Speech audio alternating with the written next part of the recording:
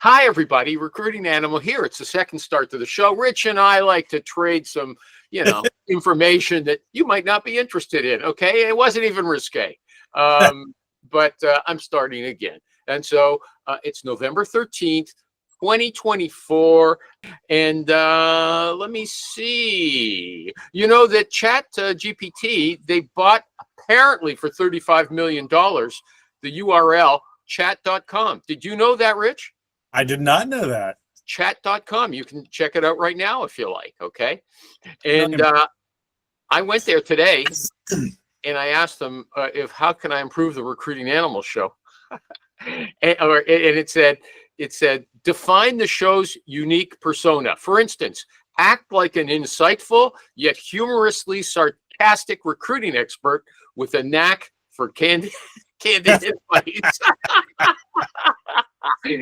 Guide guest responses to match the tone of the show, prompting them to reveal their real life, unfiltered recruiting experience. That sounds like the show like it is today, right? You're onto a hit. Well, you think they might have told me something new, okay? Well, they did have a lot of other advice, but it presumed that I had an audience that I could ask for feedback. Okay, should men wear makeup on video calls? You're going to say no. Tommy, okay, well, they quoted an image consultant who works with politicians. Here's what she tells them. She says the camera has no friends, and she's busy covering up blemishes, patchy beards, puffy eyes, and oily skin, like just before people go on camera. She says if, a guy is bald and his head shines, that's what people are going to look at. They're not going to listen to what he says. That's not true. Then you just proved it wrong. I'm waiting for the fountain of wisdom I get from Rich. Mind you, Rich is not a politician. He shoots from the hip. He doesn't give you this kind of bland stuff that just puts you to sleep. So maybe that's different. Tommy is not like you, Rich. He says he uses portrait improvement feature on Meet to make himself look a little better. Okay, so I don't know if that really works. He looks pretty good to me. That's different than putting on makeup. I mean, you're going to use click a quick button. Hey, why not? But okay. But I think when you see those politicians and guys on TV, you can see their makeup, their eyeshadow and stuff like that. Like Trump half time looks like what's the guy Oompa Loompa? That orange, all the orange makeup he's got on. He's got a horrible makeup person. Oh, really? I don't know. I just thought that's from suntan or something like that. It's bad makeup. Okay. Did you see the movie Ronin with Robert De Niro? Long time ago, yeah. It's pretty good. I just saw it recently. And he's part of a team. They're planning a robbery in Paris. Okay. This relates to recruiting, okay? And so they got to buy some guns. So the leader of the team arranges with these dealers to meet under a bridge. And when they get there, De Niro says, don't go in there, okay? The guy doesn't listen to him. It turns into an ambush. Big shootout. It was exciting in the movie. But later on, that French guy, Jean Reno, he's a famous French, even in the United States, people know him, okay? He says, he asks him, he says, how did you know that we shouldn't go into that bridge? And De Niro says, whenever there is doubt, there is no doubt. Okay, that's pretty good. When you're assessing a candidate or a client, whenever there is doubt, there is no doubt. If you get a bad feeling, something's wrong, okay? It means something's wrong. Don't you? I have a different one I learned from a mentor client of mine. He's like, when it's obvious, it's obvious. And so when these clients are struggling to hire, figure out how to hire a candidate, or you're trying to figure out how to really present this person, what's the quality? Where if it's obvious, if it's a struggle to really get it to fit, it doesn't fit. So I'm not sure what you're talking about. You mean have a candidate that's iffy? Is that what you're saying? Yeah, when you get a candidate, when you get a client's like hemming and hawing, should I hire this guy? Shouldn't I hire this guy? Listen, an obvious fit is an obvious fit. When it's obvious, it's obvious. So think about it. Okay, but then how come people say, like one woman said just this morning, I think, she said, look, if you're a recruiter, you've got to know how to handle objections. So if your client is coming with objections, that means it's not an obvious fit. Am I right or wrong? Wrong. I mean, because there's a You're certain right. Okay. How am I wrong? well, listen, there's objections because hey, maybe they don't understand or have the full information. But when you just get that gut feel on someone, it's like, hey, I mean, we all hate the gut feel story, but sometimes you just know. I mean, and but even still, when someone's like I had a client, they were wrong. They didn't have enough information. They were going to pass on someone. And once I got to talk to them and explain why this person's the fit and why they can do what they think they can do, like, oh, that makes sense now. Can you fill it in with some concrete information? Like, this one, when they were worried about the guy didn't have a ton of, he only had about 6, 7, 8 years experience. But they wanted to pay him like a 160 base versus a 175 base. And, we just explained to him, I mean, listen, this guy's been a top producer for the last 6 years at one company. You want stability. You want this. He's got another offer at 170 anyway. He's not going to take a pay, he's not going to go for less. So, they just needed the fuller picture. Hold on a second. That was important information. Why didn't you give them that before? Or did you give it to them and they just ignored it? I gave it to them and they ignored it because the internal recruiter's a moron. Okay, so you had to go through a filter, a middle person who didn't pass it on, or what?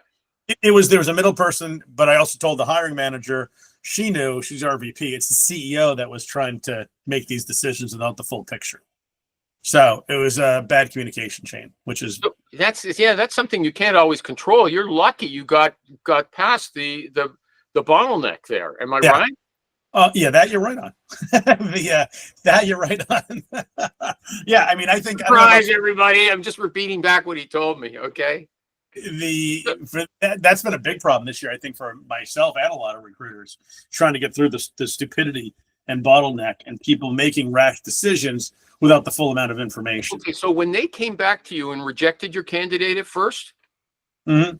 Do you like this line of questioning? I find it interesting. I don't care what you think, okay? I want to know. People have to know. So when they came back, who gave it to you? The foolish internal recruiter or somebody else? Like, because you obviously had a chance to challenge that. How did you get to challenge it with somebody else? This company I'm really well dialed into, but everyone likes to flow through the internal recruiter. And he gave it to me. And then I had called the head of talent act, the CRO, the RVP. And I'm like, what the fuck's going on? You guys are insane. Yesterday you told me this guy had crazy reviews. You showed me the reviews. People love the guy. And, this particular company, the CEO is, I don't want to say lost her mind when it comes to hiring, but as his expectations are so absurd that you need to triple justify everything.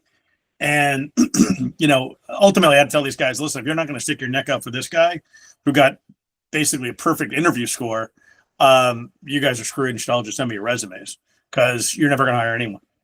And so they did, and they hired him. That was pretty frank. And so you were putting your neck on the line for that, saying, yes, I'll vouch for this person. He or she is going to do a good job for you, right? I mean, it's not that I need to vouch for them. I mean, I think the guy will do great. But, oftentimes these CEOs in this market, and again, these are younger companies, but this was a pretty well-funded one. They're not going to, the CEO is going to say no just to see how much you really want the person, oftentimes. To who? Say no to who? His subordinates? We'll say no to the hiring manager. Is that a game that they're consciously playing? Yeah, I think so. Because, they listen, I don't want to take the CEOs want to take a risk if the hiring manager isn't fully committed to it. And there's people you like and you want to hire, and there's people you like and you have to hire because they're that good, like a first round, the first pick in the draft kind of thing. And this CEO thinks everyone should basically be the first pick in the draft. Like her criteria has gotten crazier and crazier. You sounded like the candidate was right up there, to tell you the truth. The feedback from the candidate, feedback from the whole interview team on this candidate was that he's the best person they've seen since they started interviewing like 3 years ago. That's unbelievable. Unless they've got a bunch of losers. No, this company's got total A players, but they're startups are a weird thing to work with because everyone's super close to the problem. Everyone feels like it's their baby. These executives don't understand that the rest of the world doesn't see the company the way they see it. So sometimes you gotta make them understand, like, hey, listen, this is not reality. What your expectations are just not. You're going to fail if this is what you expect to hire. Like, because you're saying the candidates don't see the company as enthusiastically as the people on the inside do, and so they, hey, you're not so beautiful. You're not going to get the best looking guy or something like that. Yeah, if you're a candidate interviewing for a young company that doesn't have any real name recognition yet, they got a lot of funding, and they've got great leadership teams and things like that. That CEO, this is their baby, right? They built it, they created it, they nurtured this thing to this point. They know why it's so great, but the rest of the world doesn't. You mean the candidate? Yeah, that's the rest of the world. Okay, well, I'm not sure what you're talking about. Before I forget, there's two issues. I'll bring them up so we won't. Okay, first of all, you pushed these guys to hire, okay? You handled an objection. You said, you're missing out. You're crazy if you don't hire this candidate.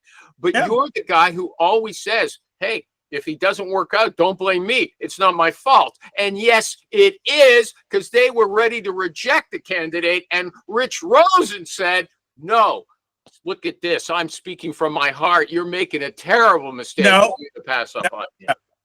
I'm speaking from their own interview. What was the point of having 5 interviews and a presentation that you gave this guy of basically a 10, on a scale of 1 to 10, that gave you an 11 on every round?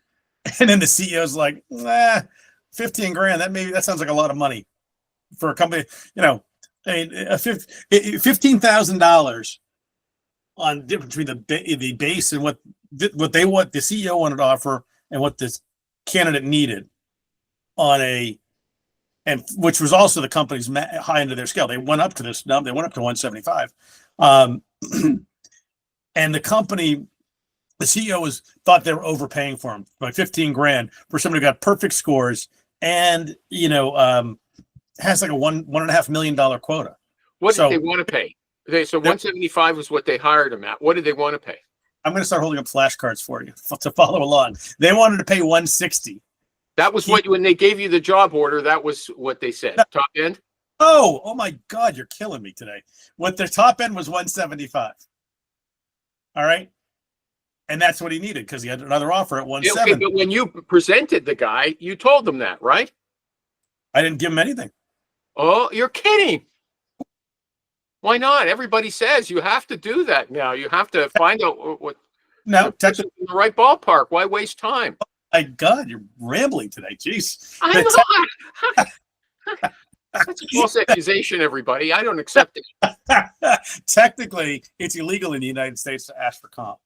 But, no, it isn't. You could say, what do you need? You can't say what you're earning now, but what do you need, Rich? Don't try to pull it over on us, okay? We know.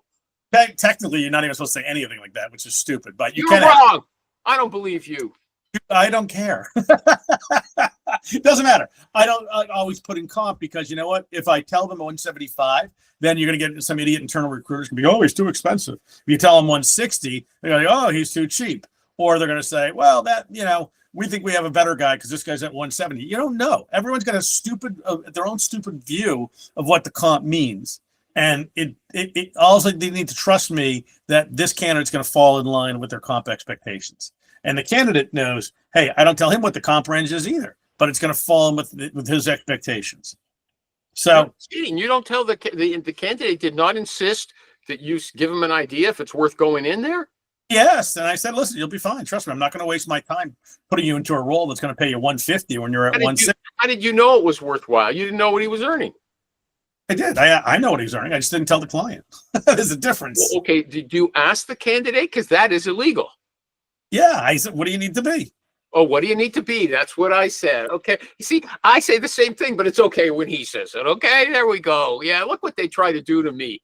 Chat GPT. I'll have to ask you, how do I manage Rich Rosen? You've got enough of an imprint online that Chat GPT should know everything about you. The guy's done 50 interviews for an hour long. Everything's there. They know him inside out. They could probably give a better analysis of your personality than anybody, except maybe me. Okay. You can go. You should go to ChatGPT and say, "Tell me about myself," and then tell me what I don't know about myself. It gives you pretty scary good answers. Yeah, it could be some hallucination, AI hallucination, and you'll go to bed just crying. That'll make you cry. Rich says, well, if they're moving for money, you're going to cry. If you ask ChatGPT to tell you bad things about yourself, yeah, that's going to make you cry. I just said, tell me what I don't know about myself. Okay. But those are the things we hide from ourselves. Here's the question I want to come back to, if you don't mind. I was wondering, let's say you didn't. So it sounds like you've had a strong relationship with this company. You've placed other people there before, and they trust you more or less, okay? But you're dealing with somebody you don't trust, the recruiter, the internal recruiter. And so let's say you're at a place that you can't just call up the CEO or the hiring manager, and you have to deal with this internal recruiter. And she says, Rich, no, we're going to pass on this guy. And you know that person's a very good hire. What are you going to say to her? To the CEO, I'd have the same. Not the CEO. No, you're dealing with the recruiter. You can't get through to the CEO. It's a company that doesn't know you really well. Want a drink of water? Yeah. Thanks, Mom. The CEO, if it's the internal recruiter, I mean, it's kind of falling on deaf ears because they don't have the firepower to say yes. They only can say no. So, I've got nothing to lose by going to the CEO. I wouldn't have the. I would tell the internal recruiter, listen, I'm just going to call the CEO and have this conversation. Here's why. And they're generally going to say, fine. It's not my experience. They don't want you to go to the VP. Doesn't want to hear from them. Missing the point. This company, I have a good reputation with, if it's another company, like I had another situation earlier, like this week, I literally sent an email to the CEO, CRO, and the head of HR, which is the only person in HR, small company. And I said, listen, I listed out, here's the problems with your offer. Here's what I would do. And, here's, if we don't fix this problem, you guys are going to, jeopardize your reputation. What do you mean they jeopardize the reputation? Well, in the marketplace, they had a very small niche of what they're looking for. It's very select, candidates. So you think this candidate will go out and tell everybody that, they're cheap or something like that? Is that? Yeah. I mean, if you're talking to a bunch of candidates and say it's just New York City, for instance, and you want this particular skill set and it's a limited skill set, word gets around pretty quick. I mean, if you're not going to get the A players if you're paying only for C players. And but how's the word going to get out? Through the rejected candidates? Yeah, people talk. Everyone knows everyone in every industry. Like sales guys, especially. Sales guys talk. Like maybe like accountants and it doesn't matter. Every industry talks. They go to conferences. They chit chat about companies, and it's tough to get past a bad reputation sometimes. And good companies, or what become good companies, oftentimes will miss out on good candidates because of perceived image.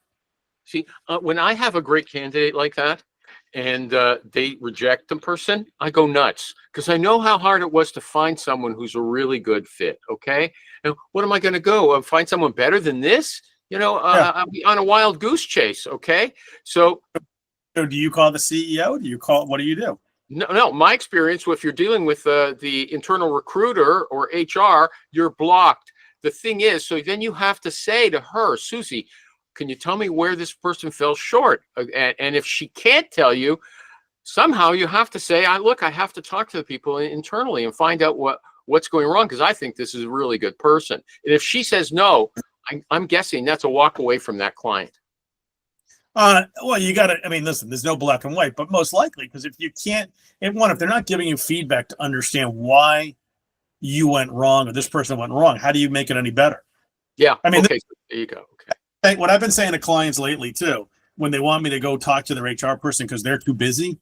I literally wrote this to an email last week. I'm like, listen, dude, I'm working until 10 o'clock every night on your search on a commission only basis. You're not too busy. I go, I'm too busy. So if you want me to help you, like I help the rest of your company, we got to communicate. Otherwise, you're basically asking me to work through your admin. And no offense to internal recruiters, but in this case, that's what you are. You're the admin for the, for the hiring manager. And I'm like, if your rep came to you and said, "Hey, company X passed on our software because of this problem," and the guy's gonna say, "Well, who'd you talk to?" Well, I talked to the admin. The admin told me they were going to pass.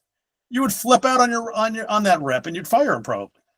So why are you expecting me to work through your admin? If hiring is important to you, you find time to talk to me. You know what? I love that. But I don't know. For some reason, I can see it working for you, but not for me. Okay. You just have more, I guess, gravitas than.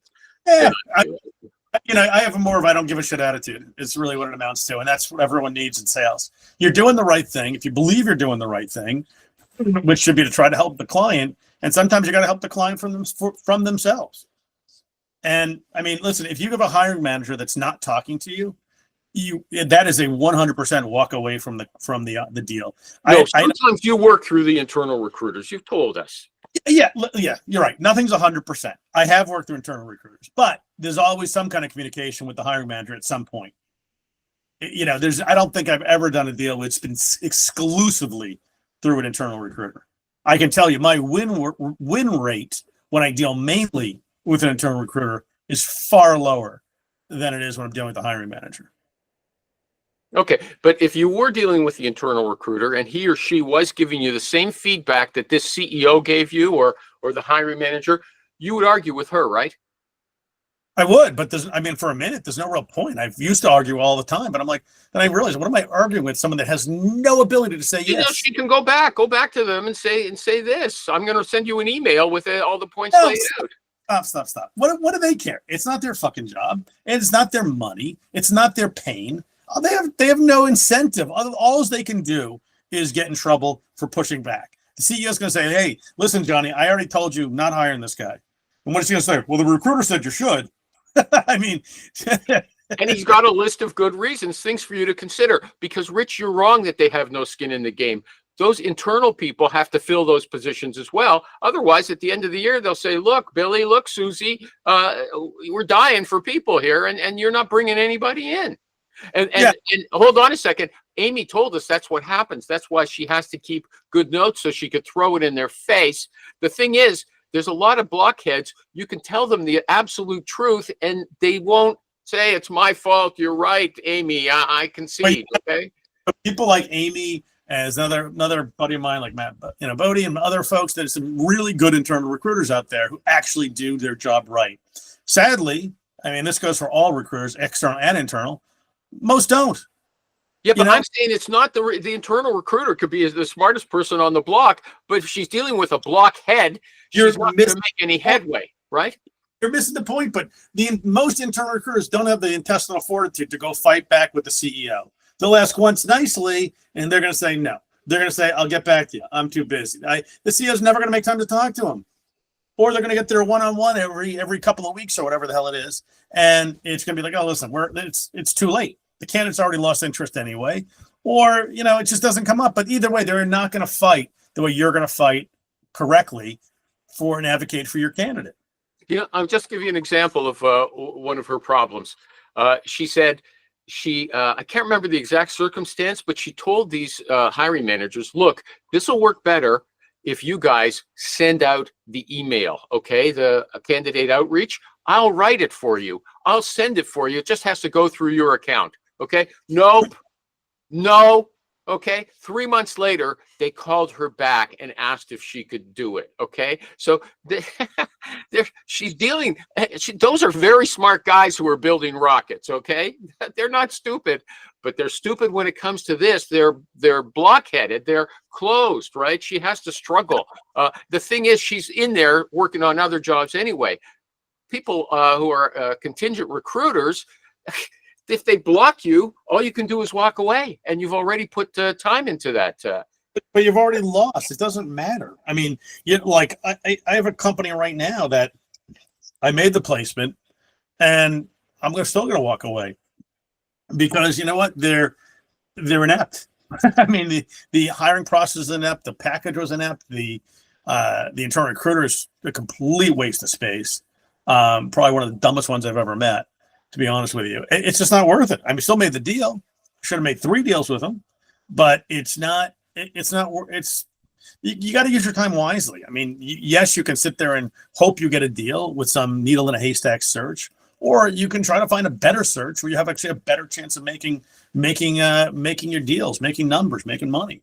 So, I don't know. I choose to try to find better opportunities. Okay, but if you run into a problem like this, your decision is don't throw good money after bad, or right? Walk away. Bite the bullet, walk away, accept the loss. Is that what you're saying? And it doesn't mean, listen, you've got to burn all the bridges and you just blow the whole place up. You can just walk away, or you just slow your roll on that particular client. Like, you say, look, if it's just, I don't understand why you're rejecting these people. I'm not going to work on this search anymore. Would you tell them that bluntly? This guy's just too good. If you can't accept him, and 3 months, he's the best you've seen in 3 months, something's wrong. I don't think I could do any better. Well, listen, you don't have to have. I mean, you can certainly. It's going to get to a point where it's just fun to have a blowout argument like that, and the hiring manager. Blow up argument. You're just saying, tell them the facts. But the hiring manager, you basically say, listen, you should just send me your resume because listen, this thing is a can of shit right now. That's never going to get better. And you know what? Most of them are going to agree, and they're going to say, because if they can't hire, they're going to get fired. They're not going to make their numbers. They're not going to be able to get all the work done, whatever the group you're selling to. So, but you lost my train of thought from before. But ultimately, listen, you get these crazy searches. You put it out on a split network. If someone lands a great candidate in your lap that fits the role, fantastic. You split the deal, but you're off hunting other opportunities. Mm-hmm. Okay, but let's come back to my other question though about guarantees. You say, look, I offer a guarantee, but really, it's not my fault if someone doesn't work out. And yet you've told us where you handled an objection and you got this client to make an offer where they didn't want to. So you were sort of promising, you were guaranteeing in effect that this is the guy who's going to work for them. No. But you will say, oh, it's not my fault if he doesn't work out, right? You are so annoying today. God. Why am I annoying? I think it's a beautiful question. No, I'm not guaranteeing anything. I am already pushing back on an objection. You wanted A. All right. I gave you A. You have nothing wrong with A other than you're trying to go cheap and pay less for someone that your entire team desperately wanted and spent hours interviewing.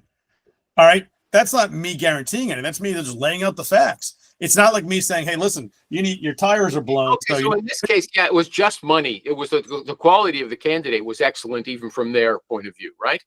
Yeah. And sorry, go ahead.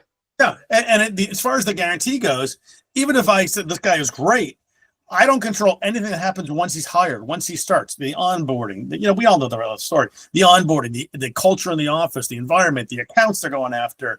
I mean, maybe they're sitting next to some 500-pound person who smells like crap. I don't know. I mean, who knows what's going on? You say that, Rich, okay? That's weight bias, okay? I'm very biased. What can I tell you? I mean, okay. I tried that Opus editor this week. I can see them coming up with that. Rich just saying that little great and short like that. No, okay. So it was one more follow-up question to that it was a good one, and I can't. I'll just mention something. Anybody who's watching this show, and even if they watch regularly, Rich wouldn't be on this show if he wasn't a guy who liked to have fun, and he's kind of optimistic, right? But when you hear him talk about other people in the world, generally, it's kind of a jaded point of view.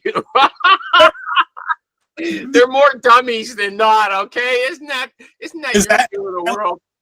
This is another question I ask the candidates all the time. I'm like, listen, when they tell me, how's the rest of the sales team doing at this company? Again, these are startup companies, a small amount of people. I'm like, listen, some are doing okay, some are struggling. And he's like, oh, and I'm like, listen, you're doing great here, right? And he's like, yeah, I'm crushing my number. He's like, well, how's the rest of the team doing? He's like, well, most are pretty bad. I'm like, no shit. I'm like, so don't worry if these other reps are doing well. If you're good, you're going to crush it. This is a good product. The product works. You know, I mean, most people suck. That's the reality of the world. I mean, listen, I've been recruiting for what 29 years, basically in January, right? I think, yeah, 29 years. I don't even know what the hell it's been, 29, 30 years already. Listen, I have placed 1,100 people or so. I've talked to hundreds of thousands of people. All right, just that alone. I've talked to hundreds of thousands of people, and I have placed 1,100 of them. All right, so call it 1,100 for a round number. That's a shitty percentage, all right? Because most people stink. Most people are not good at their job. Most people are lazy. Most people are not good. And that's why recruiters get paid what we do, because we find those few nuggets that actually do what they're supposed to do. And actually you can treat like an adult. You know, that's how I tell my clients all the time, I find adults for you. So. And how do you guarantee that they're doing, these sales reps are doing what they claim to be doing? What? The only guarantee is that I will bring you candidates that you can hire. No. If they say I'm hitting quota, I'm crushing my quota, how does the hiring manager know that's true? Most of them don't care. It's just a good talk line. Most of them don't believe them. I mean, I quite frankly tell candidates, I mean, unless you can show your W-2s, don't ever tell a client you've hit your number every year, because most people don't believe it.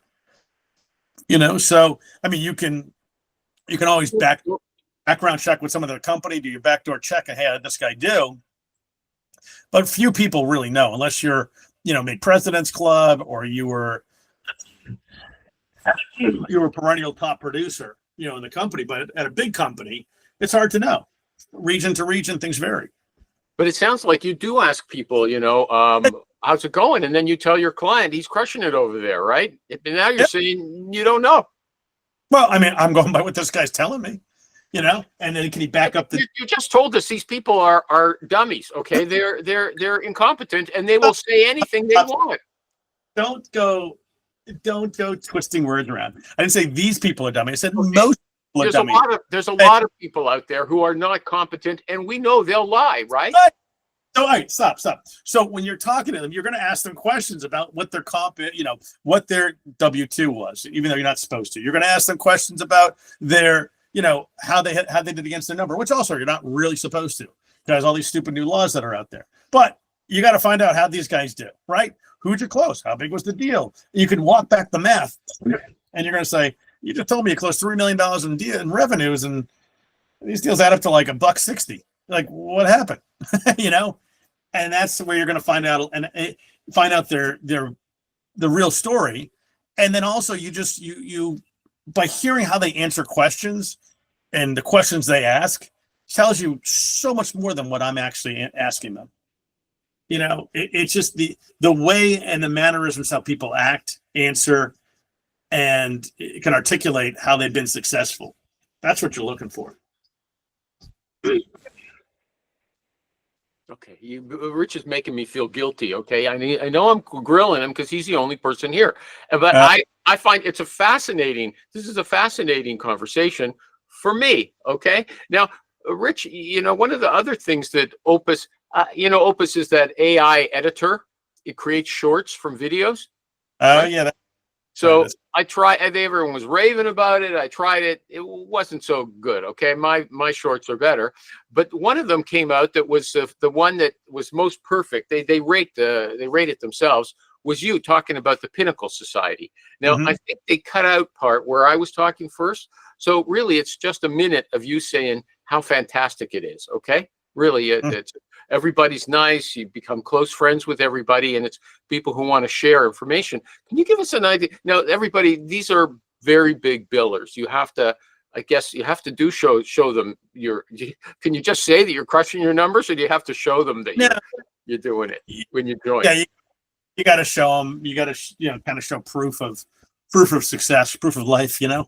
So okay, so these are top billers. And so they share what can you give us an example of something that you thought was great that one of these top billers? I don't want you to reveal too much that we have to do your ad still. Rich is teaching now, right? And he's not going to give this to me if it's a secret that he's going to divulge to his paying customers. Okay. But is there one thing you could give us? I can't, because these guys are so good at what they do. I can't imagine, that there's something new that you think is just fantastic. Well, listen, I mean, there's a lot of times it's just word tracks. It's a different way to do something, different way to set up a deal. I mean, it's not always earth shattering information, but it's like, I forgot about that, or let me reword my contract to add this, or just they do something about an invoice or trick that you should do, or a tech trick or something like that. It's not always like this revolutionary information, but like one of the guys who I just had in my class last Thursday, he's just does an amazing job of building networks within the VC and PE community. I mean, to the point where these guys call him and say, "Hey, listen, I want to be part of your network, you're part of your mafia." I mean, and he gives away tons of free candidates to these VCs, like C-level executives. He didn't have anything for it at the moment, but he'll place that C-level exec with a VC, or give them to the VC, or let them just, hey, if you got anything in your portfolio that can use this person, and then that guy gets placed, and then they come back to this guy, this recruiter, and use him. I mean, he's got a team of, I don't know, I mean, between him and his partner, like 15 people, and I mean, they're sending out 70, 90 resumes a week.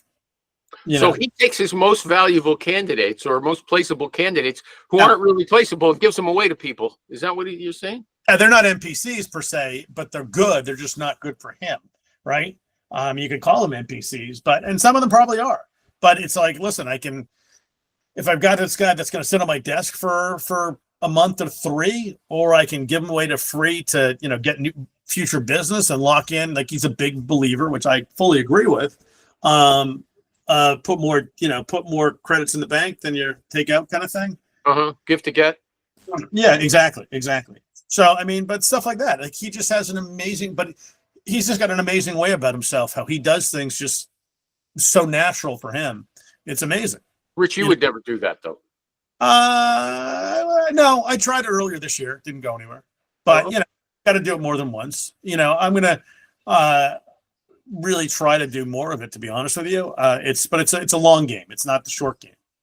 Well, I know what I wanted to say was when Rich did a famous interview with his friend Drew, who's a sales manager in the startup world. And one of the things that stood out for me was that the CEOs of these startup companies are ultra cheap. They really need good foundational sales reps, and they don't want to pay for them. And here's the story he told us. This is the story he picked. They were $15,000. They were willing to walk away from an excellent candidate when they had been interviewing for 3 months already. These guys are bozos. It's exactly what you told Drew that was the problem. It happens all the time. And it's over pennies. I mean, you break it down to the day for these guys.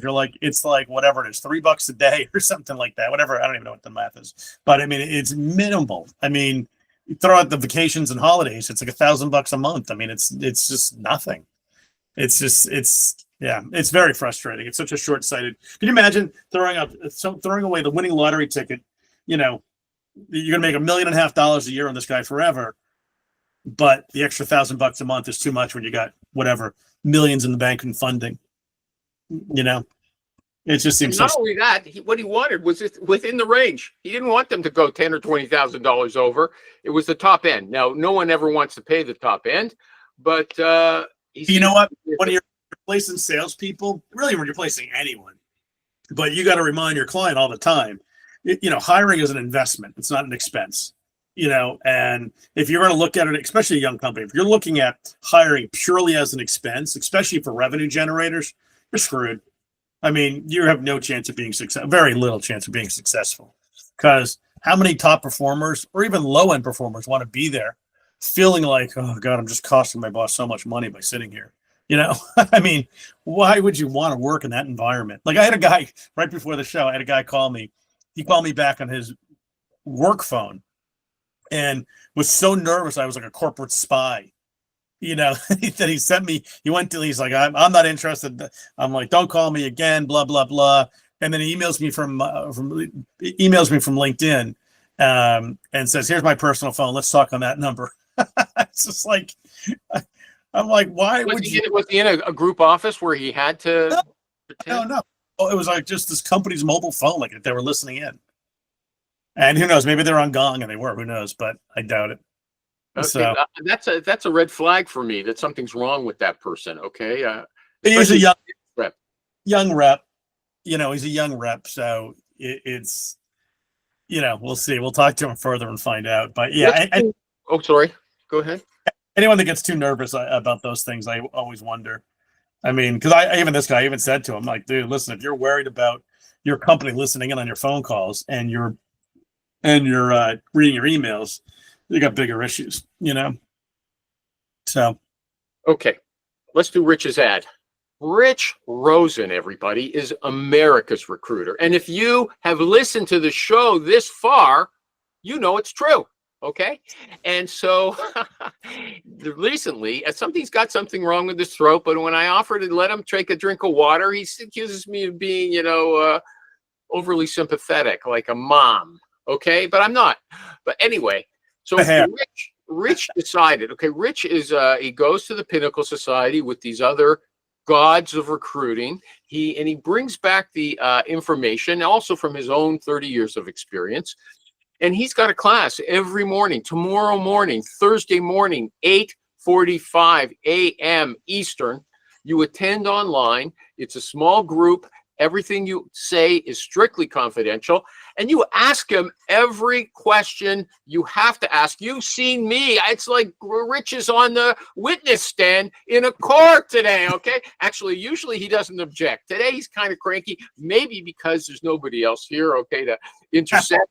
Or to do some blocking, but he's answered every question and he's answered it well. Okay. So if you've watched this far, you know what he can do. Okay. And so you go there, you ask every question. He shares ideas that he thinks are going to help you. And not only that, he's got a partner on the show, Trish Tampkin, and she comes at things, he says, from a very different angle. Okay. So he's got to justify his ideas against hers. And so he has to really support what he's telling you and tell you why he believes they're effective when someone else has got a different route. And in fact, that other person's route might suit you better. Different people, different techniques. So if you want to check it out, you can talk to Rich about it. You don't have, if you get him on the phone, you don't have to be committed when he answers. You can just chat. Okay. His business email is rich@cornerstonesearch.com. Okay, rich@cornerstonesearch.com, or you can go to Moore, Moore, essentials.com, and you can sign up there. That's Tricia Tampkin's company.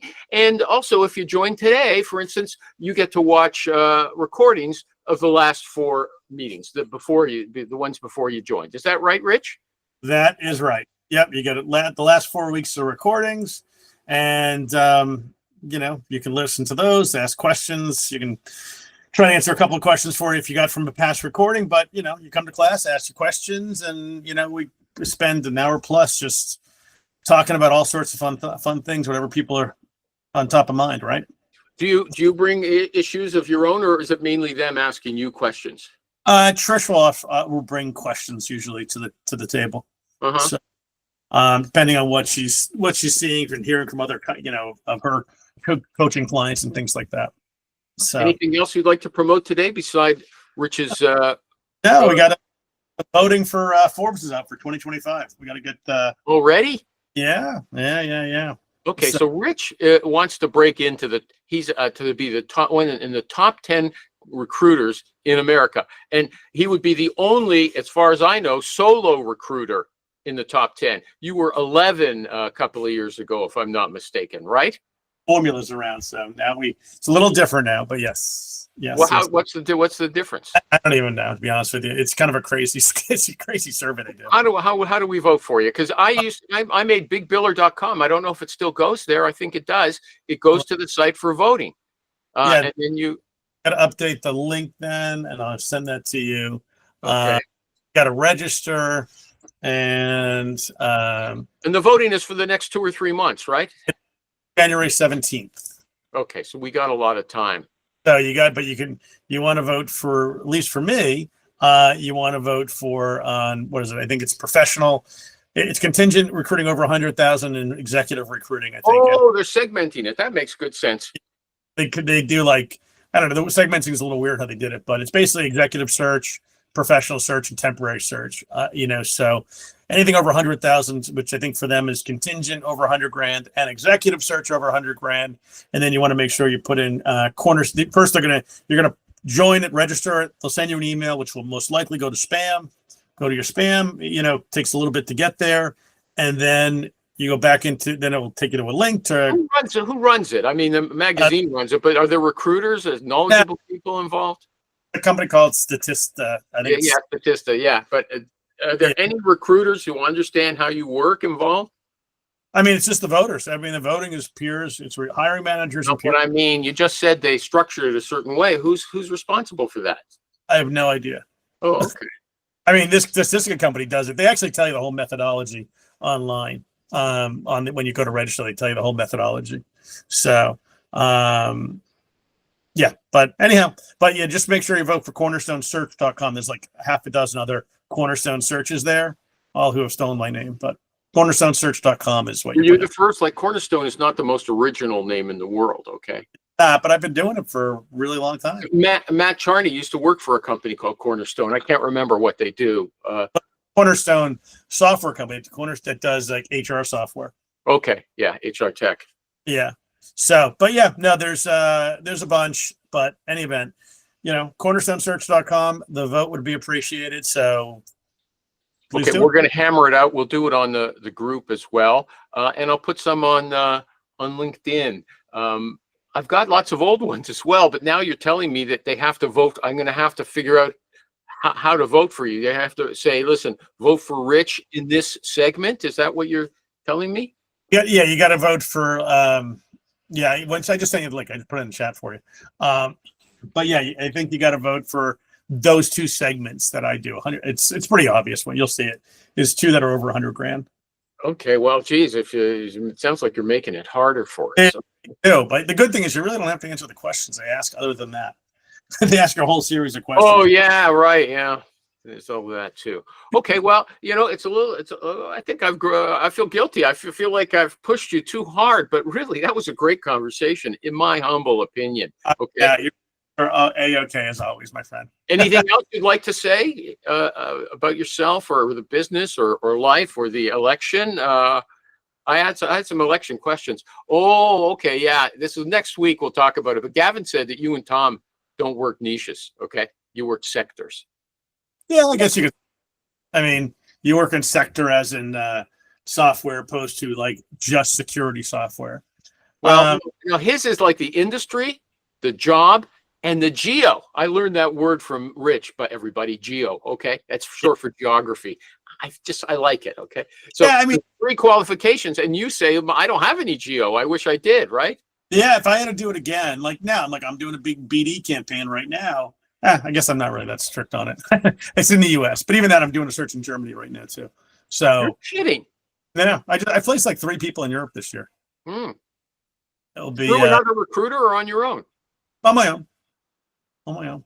Yeah, I mean, it's again, this is the easy part is finding candidates. You go to LinkedIn, you send them an email, magically works all over the world. And people are the same everywhere. Okay, but were your clients American companies that had offices in? Okay, we weren't dealing with German clients. No, this was an Australian client. This is an American client, and the other was a UK client. Wow, and how did they find you?